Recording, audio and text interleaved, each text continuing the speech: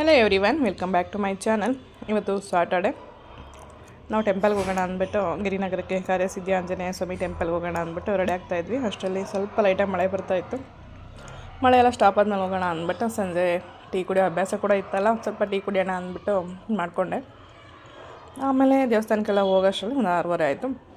ತುಂಬಾ ರಶ್ ಇತ್ತು ಜನ. ಸ್ಯಾಟರ್ಡೆ ಯಾವಾಗಲೂ ಹಾಗೆ ರಶ್ ಇರ್ತಾರೆ.